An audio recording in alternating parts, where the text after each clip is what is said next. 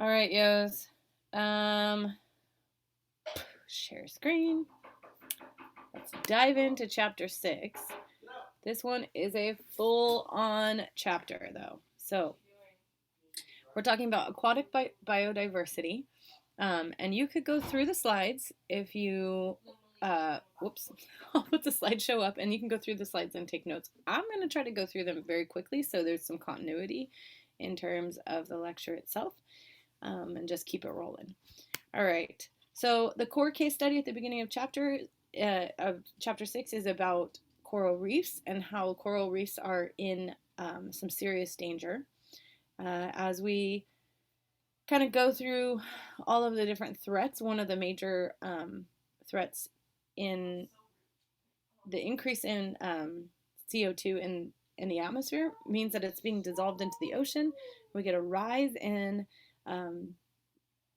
a drop in the pH, but a rise in the acidity of the ocean, and a rise in the temperature. And both of those things affect corals in a negative way. Now, a coral is a unique organism. It's more of like a colony of organisms that live together, but they form in warm coastal waters in tropical areas. They are a kind of a collection of tiny animals that we refer to as polyps, and then they also have a relationship, a mutualistic relationship with single-celled algae that live within the polyps. The polyps secrete calcium carbonate shells, and that over time those build up, and that is what becomes a coral reef. They are among some of the oldest and most diverse ecosystems in the oceans. They provide important ecological and economic services. So they provide protection to coastlines. They form what we refer to as a barrier. So if you've ever heard like a barrier reef, right? They form a barrier, kind of like a shelf, so that water, as it's blowing across the ocean and wind is blowing and you've got these waves rolling, that it slows everything down. And so islands aren't just thrashed by large waves. It provides habitat and food or spawning grounds for 1/4 to 1/3 of the ocean's organisms. So we're talking like these are the rainforests of the aquatic ecosystems. They're very vulnerable to damage. They don't do well in cloudy water, so they're vulnerable to soil runoff. Climate change has increased the ocean temperature, and like I mentioned before, increasing ocean acidity. This is causing damage. So take a moment to learn about coral reefs. They're amazing, but we have lost a lot of the corals that we have had. There's a big effort to bring those back. Okay, 6.1. What is the general nature of an aquatic system? Okay, so we're going to talk first about the basics. Either an aquatic system is saltwater or freshwater or somewhere in between. But aquatic life zones cover 3/4 of the Earth's surface, and factors that determine the biodiversity in an aquatic system are temperature, how much oxygen is available, what the food availability is, and the access to light and nutrients necessary for photosynthesis. I know I kind of mentioned some of this already with like light penetration. Saltwater covers 71% of the Earth's surface, and freshwater occupies another 2% of the Earth's surface. Other than that, we have terrestrial land, right? But the freshwater is actually pretty rare when you look at it that way. The global ocean is divided into 5 areas. We've got the Atlantic, so you can see the North and the South Atlantic. At the bottom of the Atlantic is a ridge called the Mid-Atlantic Ridge, and that is where multiple plates are diverging, and you have new plate coming up, like new mountains being formed in the middle of the Atlantic Ridge. On the other side of that is the Pacific. So those are 2 big main oceans, right, on one side each of our continents, so we're more familiar with this. The Pacific Ocean is vast, and it has a couple of incredible features, right, that we have convergent plates and subduction zones, and in those subduction zones is the loss of plates, like the tectonic plates, and so they're being recycled as they go back in into the interior of the Earth. Then, oh, sorry, let me go back one more over here. You can see the Mariana Trench, and you can see that the ocean is bordered here by all the continents. Got Hawaii there, South Pacific Ocean. Lots of volcanoes in the Pacific Ocean. This is the Arctic Ocean that surrounds the North Pole. Then there's the Indian Ocean. This one isn't labeled, but it's that dark place between Australia, India, and Africa. The whole region there is referred to as the Indian Ocean. And then the Southern Ocean, which surrounds Antarctica.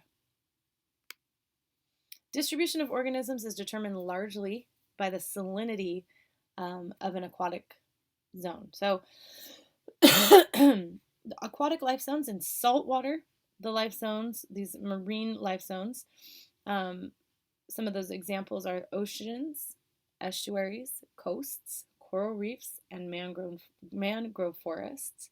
And some examples of freshwater life zones are lakes, rivers, streams, and inland wetlands. Aquatic species that drift are called plankton. We have different types of plankton. Phytoplankton. Phytoplankton is actually like grass or plant life for aquatic systems. This is where photosynthesis takes place. So these are the primary producers for most aquatic food webs. It kind of all begins here. Then there's ultraplankton. These are tiny photosynthetic bacteria. And then going up in the food chain or up in the trophic relationship set, we have something called zooplankton. Those are the primary, these are the primary consumers. It says secondary consumers, but these are the first things that eat the phytoplankton. So there's a little bit of a typo there. They range from single-celled to large invertebrates like jellyfish. So they could be primary and secondary consumers, but these are zooplankton. So plankton, drift in the ocean. Aquatic species that drift, swim, crawl, and cling are, hang on one second. I'll pause for a moment. I gotta pull something up. Okay. So, sorry, I was trying to time myself and make sure. So I got my timer rolling. I have to add a few minutes, I guess. So as I was saying, plankton, these are actually considered plankton as well. I know we don't think of starfish as plankton. Now, they're not a true plankton, like once they hit their adult life, they're not drifting, but because part of their life cycle, they're not good swimmers, and part of their life cycle it does actually like put them adrift, that they are considered plankton. So planktonic ocean species or planktonic species are anything that drift or maybe even crawl or cling, but it really has to do with drifters. So the term plankton actually comes from the Greek and means wanderer or drifter, and so they're carried around by the currents. A lot of that is kind of like, think of it like the wind, right? Picking up seeds and like taking the seeds wherever they will. So plankton is a lot like our plants terrestrially, like in terms of parallel. Some other classifications: nekton. These are strong swimmers like fish, turtles, and whales. Benthos, bottom dwellers, oysters, sea stars. So once they actually get attached to something, sea stars now they're considered benthos. So they have a planktonic part of their life cycle and then a benthos part of their life cycle. Lobsters, crabs. So these are guys that live along the ocean bottom. And then the ocean does have a lot of decomposers. It's mostly bacteria and it's mostly found in the sediments. Key factors in the types and numbers of organisms in terms of like what an ecosystem will support, like I've talked about before: temperature, dissolved oxygen content, availability of food, and the availability of lights and nutrients for production of food through photosynthesis. One other thing that really does affect what organisms live in an aquatic system and how prolific that aquatic system is a term called turbidity. This is the degree of cloudiness in water. It is typically determined by the amount of sediment that is floating in the water and how small that sediment is, how quickly it would settle out. If it's really, really small, it's going to be suspended easily. It's going to scatter light, so light won't penetrate down through the water as far, and that can be a limiting factor for an organism choosing to live in a particular, not choosing, it's not like their choice, but surviving in a particular system. Saltwater ecosystems provide major economic and ecosystem services. They are irreplaceable reservoirs of biodiversity. We have very, very unique organisms and lots of different unique systems. And once they're gone, they're gone. And we don't actually know that much about all of the ocean organisms. Oceans produce more than half of the oxygen we breathe. They provide most of the rain that sustains our water supply. 110 million tons of seafood is harvested per year. Not sustainable. We can't sustain that amount, but we do rely on the ocean for food. And the Earth's oceans are, like I said, very poorly understood. Like, we really don't know everything. We don't know that much about the ocean. It's very difficult to get to the bottom of the ocean floor. And there's just so much that we're just beginning to understand. It's potentially a source of ecological and economic benefit that we don't even have a sense of what it really is.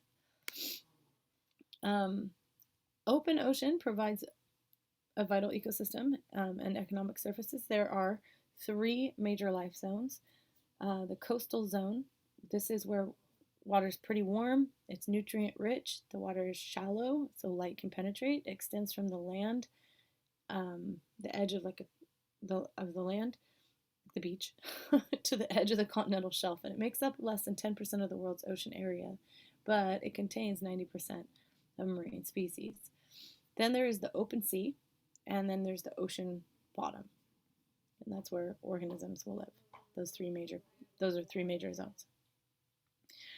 Here's just a list going over the economic services like food, energy from waves and tides, pharmaceuticals, harbors and transportation routes, recreation and tourism, employment and minerals. Those are things that we find from the ocean. And then as far as like the ecosystem services, like it said, the oxygen is supplied through photosynthesis, water purification through the hydrologic cycle, climate moderation, because water has a really high specific heat. It can absorb a lot of energy without changing temperature. It does absorb CO2 from the atmosphere, and it's part of nutrient cycling. Also reduces storm damage, as we talked about. Barrier reefs or mangroves, even ice shelves are part of this. The coastal wetlands are part of protecting the land from storms. Biodiversity, it creates a place for lots of very diverse habitats and lots of species to live. Oceans are really, like I was talking about before. Let me get my little pointer. Okay, oceans are really divided out according to light penetration and whether or not that light will produce growth of plants, like in the ocean bottom. Okay, the one thing you've got going on that makes it difficult for, or makes it more of a unique environment for the coastal zone, are waves, the tidal waves that are just constantly moving, and they have a lot of power. There's a lot of erosion that takes place, so there's a lot of minerals being moved there. You don't have a really stable sediment layer on the coast, but you do have a lot of light, and this is where most of the animals live, right? And so then you have open ocean out here where larger animals live and often migrate through. And then you can start to see that one of the determining factors over here, and a limiting factor as well, is the depth to which light will penetrate. So as light penetration drops off, we have a drop in temperature. So between the Euphotic Zone and the Abyssal Zone, the temperature drops dramatically as the light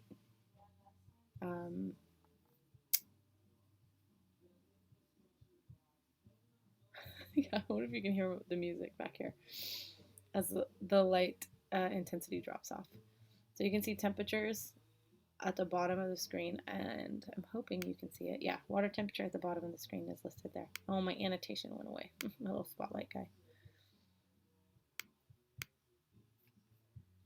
Well, oh, there we go. Now I'm trying to move it out of the way so I don't have to look at it. I have a little like tray of the tools that you can't see, but they were getting in my way, and so then I couldn't see either. So you can see water temperature drops very quickly, and it's very cold where there is no light, which makes sense, right? Hang on. Okay, another kind of system is that's connected to the coastal systems are the coastal wetlands or and the estuaries. Estuaries are an aquatic zone where the river meets the sea, and so fresh water is dumping into salt water.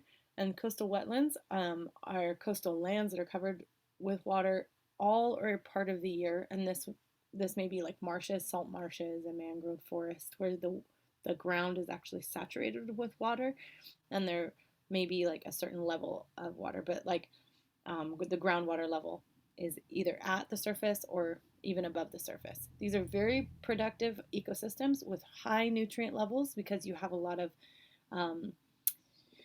eroded materials that are coming down off the continents and bringing, at this point, they've been tumbled along the way, and so there's a high sediment and high mineral content, and you just get a very productive, very rich soil.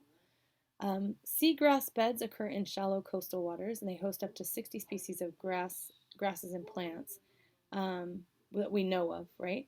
And they support a variety of marine species. So I think we watched the little bit on oysters and how the oyster reefs on the East Coast really have provided an ecosystem service of like purifying the water and recycling water, and that seagrass is a big part of that particular ecosystem. And you could see that would give you like seagrass beds because the light can penetrate, then the seagrass can grow, and it's a big foundational piece in terms of setting up the coastal wetland ecosystems. Estuaries and coastal wetlands are highly productive because of the sediment drop. So I want you to take a look at this picture. What you see here is a delta. Okay, that river, what we refer to as the mouth of the river. The river is emptying into the ocean, and you can see that it splits up into like all the little veins, and goes in kind of a triangular pattern out into the big open mouth of the river. And you can see all of the sediment that it's dropping off. And you can even see evidence of that as the water is dumping out into the ocean. I'm looking for my little like, hang on, there it is. Okay, so this is a satellite photo of a river in Madagascar. There it is. Betsiboka. I don't know if that's right. Betsiboka River that flows into the Mozambique Channel. And so it's pretty incredible shot there. This is an example of a wetland. This is a coastal marsh in South Carolina. And you can see, well, let me go back really quick. So you can see that you have, well, what you don't see is that maybe this land is actually very saturated and the grass is growing. It may be just above the water line, but this grass is going to create like mats of dead grass. As the grass dies, it just continues to grow on top of grass. And so you have soil, lots of soil in those areas as well, but as the water moves through this area, it becomes purified. It's like a big filter for our water. Alrighty, oops. Wrong way, sorry. Okay, and this is a mangrove forest off the coast of Thailand. Mangroves have roots that curve up from the mud, and the water so that they're kind of like straws, like they obtain oxygen, kind of like a straw or a snorkel, and so they'll stick up because plants, believe it or not, they need oxygen for cellular respiration, and typically that oxygen comes from the roots. So unless they're adapted to be in water all the time, which some plants are, and they'll get oxygen in other ways, but mangroves are a terrestrial plant that's adapted to be in ocean water, and so it has to have a way of getting oxygen. And so mangroves are threatened in a lot of ways, and they're very protective of the coast. This forms a barrier that can like stave off typhoons and things, and keep some stability in the soil so that all the soil doesn't just wash away. And that's especially important in areas like Thailand because they have tropical storms. All right, here we've got some grasslands, seagrass beds. Not grassland like what I was thinking, but the seagrass bed. And this one is actually off the coast of California, near the coast of the San Clemente Islands. San Clemente Island is one of the islands that's off of the coast of Southern California. And so you can see that this brings a lot of biodiversity to the ecosystem. I'm going to answer a text really quick. Okay. Alrighty. All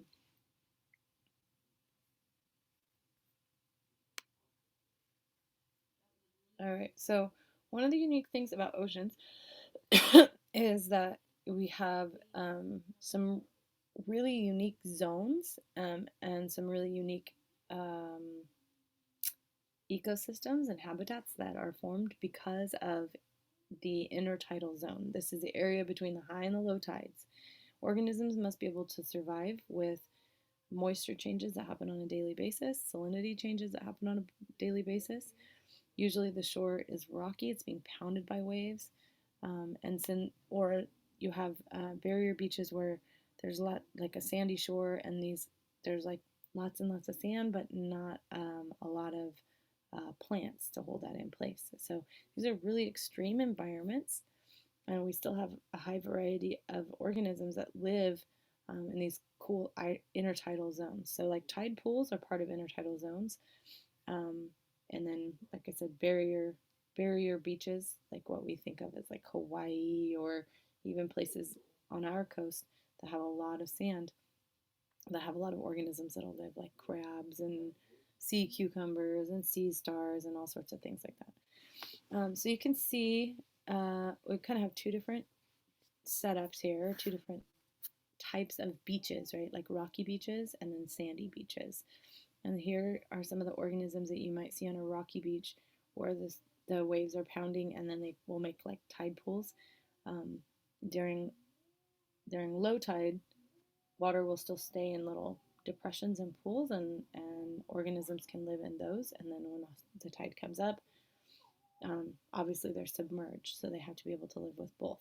So we've got like flatworms and nudibranch and kelp and sea lettuce and barnacles and mussels, and a lot of organisms are adapted to hang on to the rocks really tight as they kind of get smashed around.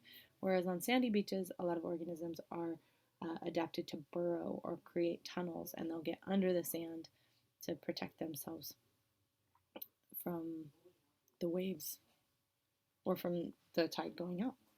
So you can see sand dollars and blue crabs, worms, and beach fleas. Those are my favorite. You can catch them. Alrighty. So we talked a little bit about wetlands. Wetlands are areas that are saturated with water all or part of the year.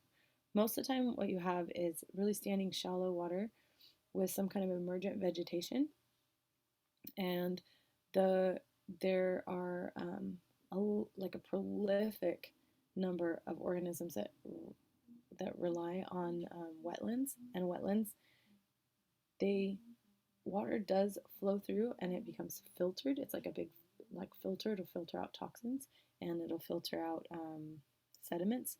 So they are they have high biodiversity, and they have a very specific habitat that animals have adapted to, because it's really weird to have like this really saturated wet environment all the time. So they have to be specially adapted for that.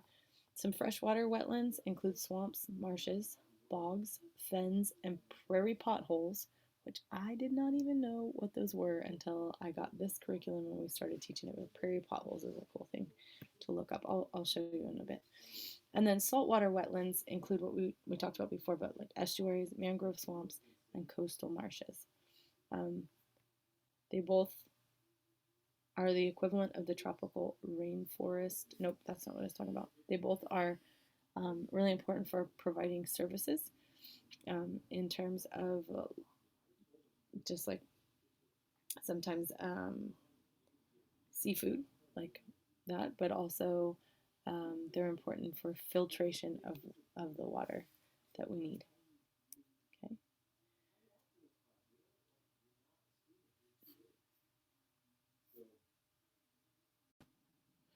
All right, we can skip this slide. I mean, you can write it down, but this is more about the case study. We're revisiting coral reefs, and then just kind of looked a little bit deeper into what's going on with coral reefs. Open ocean. Okay, the open ocean is divided vertically because there's no land. It just has to do with depth. The Euphotic Zone, photo meaning light, right? Euphotic Zone. This is where phytoplankton exist. Nutrient levels are low. Dissolved oxygen levels are high. And any nutrients have to come up off the coast and be kind of like churned up, and then they'll make their way in currents. The Benthic Zone is a dimly lit middle zone. It is a transitional zone. Here you find zooplankton and smaller fishes that may be feeding and be supported by the Euphotic Zone, so they can swim a little bit deeper. Then the Abyssal Zone is dark and really cold. It has high levels of nutrients, has low levels of oxygens, and we have what are referred to as deposit feeders and filter feeders. The overall net primary productivity is low in the open ocean, except for in the areas where there's an upwelling. So when there's an upwelling and the nutrients come up because of the current, then there'll be a lot of growth just in that particular area. But overall, the net primary productivity is really low. However, because the ocean is so vast, it is the most prolific ecosystem in terms of biomass. So here you can see what I mean by upwelling. So when you have currents coming up and hitting the coast and then rolling back over, they bring up nutrients from the sediment beds with it. And so you get a lot of plankton that are photosynthesizing on the surface, and therefore you kind of like populations follow the food source, right?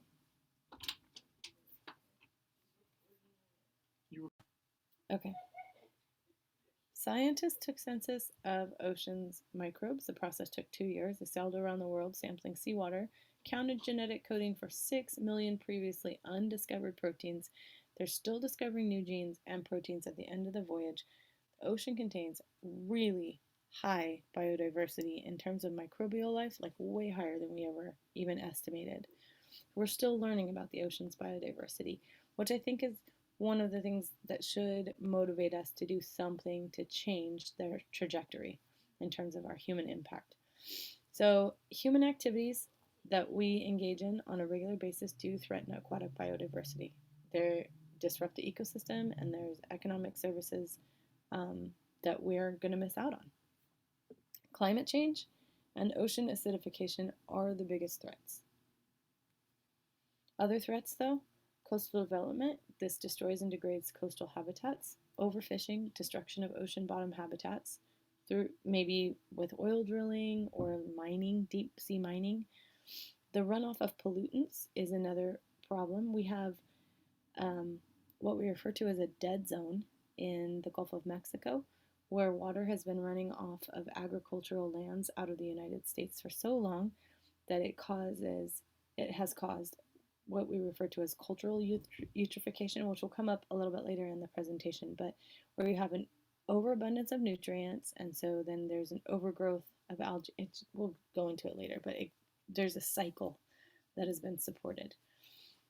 Pollution from ships and tanker spills and introduction of native species invasive species, introduction of invasive species, not native, because we now move ships from place to place, and places like the Panama Canal, where we've made the path even faster with our ships. Human activities that disrupt marine ecosystems. You can see half of the coastal wetlands are lost to agriculture and urban development. Over 1/5 of mangrove forests have been lost to agriculture, aquaculture, and development. Beaches erode due to the development and rising sea levels, like due to building houses and stuff. Ocean bottom habitats are degraded by dredging and trawler fishing, deep sea mining, ocean oil pumps, oil rigs. At least 20% of coral reefs have been severely damaged, and 25 to 33% more are threatened. As far as ocean reefs go, the damage really has been kind of linked to ocean warming and a rise in acidity, also rise in sea levels, and then, like I said before, soil erosion because the cloudy water, that high turbidity causes issue, algae growth from fertilizer runoff, and this leads to what we refer to as coral bleaching, where corals actually exude the algae. It gets it out of their system. This is why they turn white. This is a sign of coral stress. We have found that there is an increase in UV exposure in certain places where the ozone layer has been thinned. Damage from anchors and damage from fishing and diving equipment. We're talking like commercial equipment, like nets that have been like lost or cut free and just tumble and tear up coral reefs that have taken thousands of years to grow. Freshwater ecosystems. Why are they important? They provide major services as well. Irreplaceable reservoirs for biodiversity. And they kind of come in two different forms. So we'll talk about freshwater systems as either standing, what we refer to as lentic surface water. These would be lakes, ponds, and inland wetlands. So standing water or flowing water, lotic. These are freshwater systems that we think of like rivers and streams.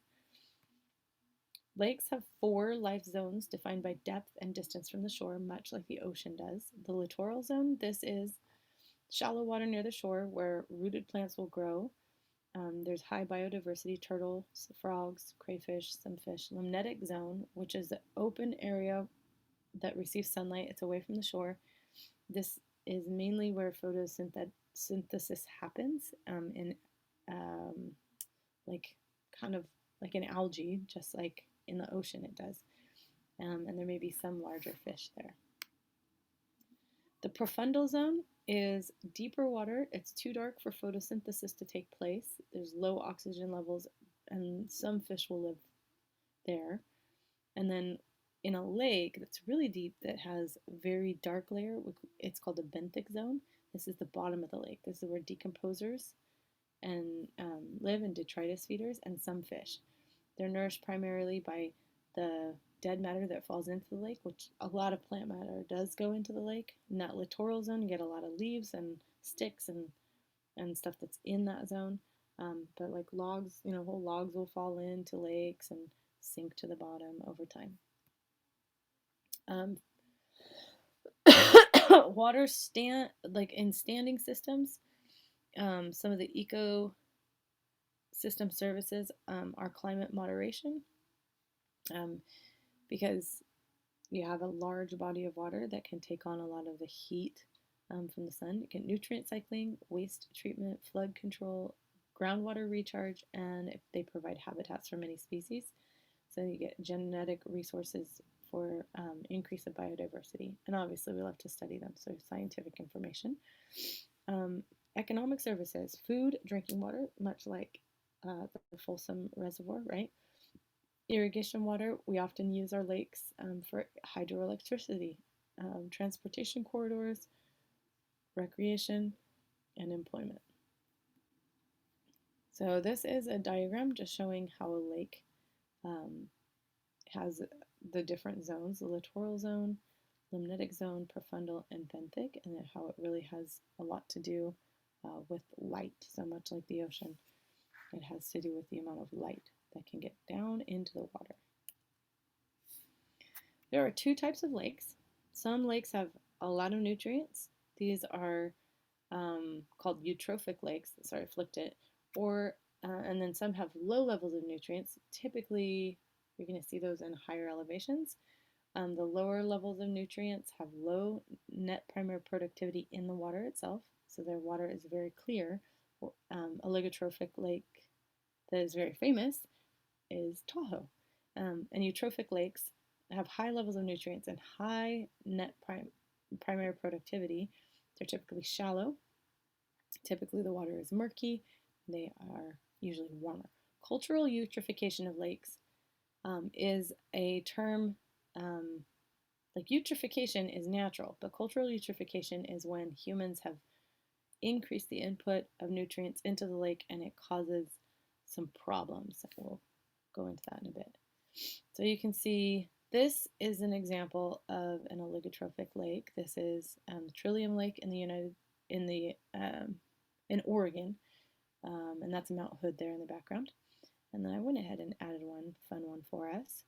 So you can see down to the water, right? This is Lake Tahoe. And the reason you can see the bottom is that there's a lack of nutrients and sediments in the water. So this is truly an oligotrophic lake. Tahoe is the highest alpine lake on the North American continent. And then this is a eutrophic. This one is a eutrophic lake. So you can see it's highly productive. You get large mats of algae that are growing on the top. There's lots of plants growing and water plants. No, I wouldn't want to go swimming in it, but it is a productive place. The physical, chemical, and biological changes that take place when a freshwater receives an influx of nutrients is called cultural eutrophication.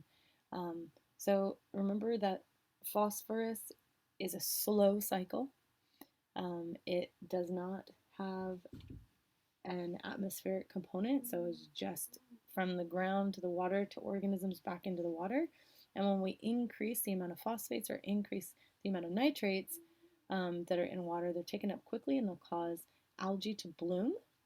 That will block light, and it will, so you can see, let's go back really quick. Look at this eutrophic lake. You can see, like, if we had a bunch of grasses that were at the bottom of this lake, this mat of algae that has grown on the top would absorb all the light and would block the light from getting down to the plants at the bottom of the lake. Oops. So places that we get extra nutrients, fertilizers from lawns and farms, especially from agricultural sources, phosphates and detergents, not in California though, feedlot runoff, yes in California, municipal sewage, runoff from streets. This has to be limited, but it is very difficult to pull that out of water. So runoff from streets, mining and construction, and nitrogen oxides from air pollution. So like you have a large population of people driving cars, you get a lot of smog, then it rains, and that smog will actually be washed out of the air and into waterways and increase the nitrogen in the waterways. So you can see nutrients into the water. This increases those phosphate and nitrate levels, which would be limiting, and algal bloom occurs. Then you get excess algae, reduces the light, and plants die. Now we've got a problem. Decomposers break down the dead and organic matter, and they use oxygen while they're doing that, so oxygen levels drop. Then you also have an increase in suspended solids that may lead to an increase in temperature, because now there's dead stuff in the water that can just absorb light and the water temperature goes up. and this also will decrease the rate of photosynthesis. It results in a continued drop in dissolved oxygen levels. Once you hit a particular level of lack, so sorry about that, then there is a shift in those benthic plants, the phytoplankton, the macroinvertebrates, or fish communities, and the result can be what we refer to as like a fish kill or a fish die, or you just get like a massive die off of fish. And sometimes we lose indicator species as well because they're, remember, more sensitive to changes in the ecosystem. All right, so something to be noted about freshwater streams and rivers is that they're always moving downhill. I know that sounds intuitive, but this is a principle of water, fresh water that is moving downhill, downward flow of surface water or groundwater from the mountains, highlands, down out to the ocean. So this would be our loading systems. 3 aquatic life zones occur. You get the source zone. This is typically cold, shallow, clear, very fast flowing because usually at the higher elevations. This is high dissolved oxygen, and there's not a lot. It's not high nutrients, and it typically comes from organic matter, not from like dissolved minerals or things like that. Then there's a transition zone. This is wider, deeper, warmer streams, more turbid, which means less light penetration and less dissolved oxygen. And then we have the floodplain zone, and that's like us in Sacramento. Wide, deep rivers that flow across broad, flat valleys, high temperatures, even less dissolved oxygen. It supports algae, cyanobacteria, and rooted plants. So we get some really cool river systems in floodplain zones. So you can see here that once we're in that floodplain zone, we get a river delta, a lot of deposited sediments, and then those go out. The water finally goes out to the ocean. This is referred to as the mouth of the river. These are the headwaters. The headwaters can be glacial, rain and snow, but you get rapids and waterfalls and all sorts of turbulent water as it moves down from headwater or sources through the transition into the floodplain zone. Freshwater inland wetlands like marshes, swamps, prairie potholes, floodplains, and the Arctic tundra are highly productive because of the nutrients that have been dumped into those areas. Some are seasonal wetlands. We have seasonal wetlands here in the Sacramento Valley that we call vernal pools. We have some very unique organisms that are supported by vernal pools, and actually there's kind of a fight to save some of the lands where the vernal pools live. So Natomas is a wetland that has, a lot of it's been drained so that houses could be built. Like I talked about before, but the services that are provided, you got to think of all of these, like all of the soil and all of the plant roots act like a big filter, filtering out toxic wastes and pollutants. There is a reduction in flooding and a definite reduction in erosion when wetlands are intact. Their wetlands can also sustain stream flows during dry periods because you have very saturated land. Wetlands hold a lot of water, so if there is an aquifer there's groundwater that needs to be recharged because it holds water like a sponge. It doesn't just evaporate away. It's not just in a pool. It's saturated into the ground, so it can help recharge the aquifers. It's a very slow process, recharges. They provide habitats for a lot of different species, especially birds, and supply valuable products like fish, shellfish, blueberries, cranberries, rice, as well as providing recreation. A lot of people like to hunt in wetlands because they are favored for waterfowl. Lots of geese and ducks like to live there.